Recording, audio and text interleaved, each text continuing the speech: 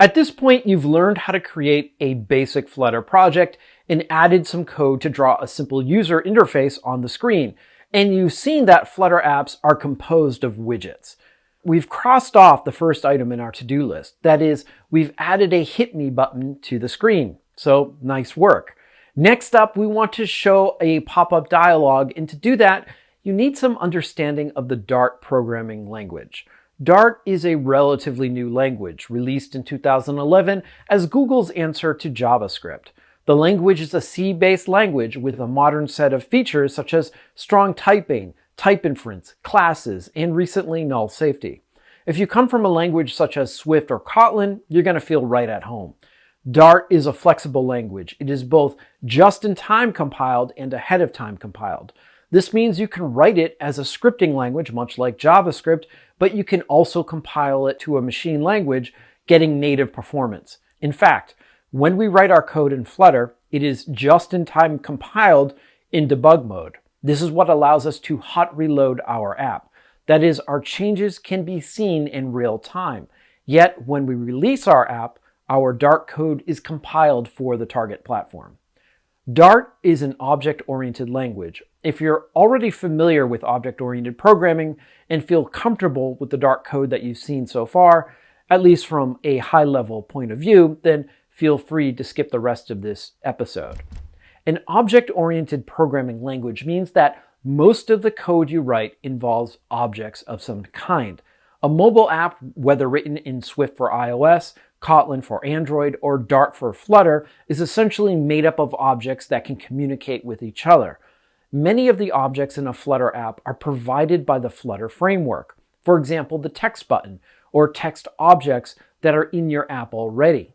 Later on, you'll find that sometimes you'll have to program some of the objects yourself. But what exactly is an object? Programmers like to group related functionality into objects, each of which has a particular job. For example, you might have an object whose job it is to parse a file, another whose job is to authenticate the user, and a final one whose job is to perform a difficult calculation.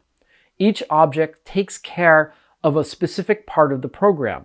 In a full-blown app, you will have many different types of objects, tens or even hundreds. Even your small starter app contains several different objects. The object you have spent the most time with so far is the game page object, which you can think of as your main screen of your app.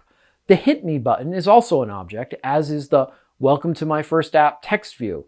In fact, even the text value you put on the button Hit Me is also an object. Keep in mind that in Flutter, most of the objects you work with are types of widgets. You can kind of use the terms interchangeably in Flutter, but in object-oriented programming, an object really means an instance of a class, whereas a widget is a specific Flutter term for user interface objects. An object can have both data and functionality. For example, consider the Hit Me button in your app. First, it has some data, such as the widget to display inside its position on the screen, its width and height, and so on. Second, it has some functionality, such as the ability to recognize when the user presses on it, highlight itself when pressed, and trigger an action in response. The thing that provides functionality to an object is commonly called a method. Other programming languages may call this a procedure, or a subroutine, or a function. A method is simply a function that belongs to an object. Each class or object has a special method associated with it called a constructor. A constructor is what you use to create an instance of an object. If you have an object, you call a method on it by appending a dot in the method name and enclose any arguments you need to send to the method parentheses. The arguments can have their associated names as prefixes like font weight and color, shown here in the constructor example. To call a constructor method, you use the name of the class you are trying to create an object of, say textile, and then pass in arguments to the constructor in the parentheses. The concept of methods may still feel a little bit weird for you, so let's take an example.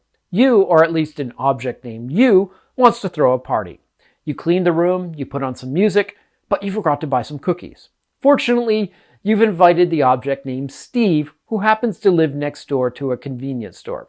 So you call a method on Steve asking you to bring some cookies. The computer now switches to the object Steve and executes the commands from his buy cookies method, one by one from top to bottom. When the buy cookies method is done, the computer returns to your throw party method and continues with that, so you and your friends can eat the cookies that Steve brought back with him. The Steve object also has data. Before he goes to the store, he has money. At the store, he exchanges this money data for other, much more important data, cookies. After making that transaction, he brings the cookies back over to the party and you add them to your drink and snack table. If he eats the cookies all along the way, well, your program has a bug. Another important concept when working with methods is that you'll often need to change their default behavior by doing what is called an override. This is generally the case when your class is inherited from a parent class. That is, deriving the data and methods in your class from a parent class. For example, the Steve object inherited a few methods from his parent object. You've seen a few examples already of overriding the build method of a widget, which tells the widget how to draw on the screen. You don't call the build method yourself. Flutter calls it for you when it renders widgets on the screen. You just need to provide an override to tell Flutter what to do. The most important thing to remember from this lecture is that objects contain two things. First, data, like money to buy ice cream with, and second, methods, like steps involved in buying ice cream. Objects can look at each other's data, well, to some extent at least. After all, Steve may not approve if you peek inside his wallet. Asking objects to perform their methods is how you get your apps to do things. So, wow, that was a lot to cover. Don't worry if you don't get everything right away or if you have trouble understanding some of the syntax. There's a lot of concepts here that may be brand new to you. We'll review these concepts again and again throughout this course and the rest of the courses in our learning path until it feels like second nature to you. Again, it's all about learning via repetition.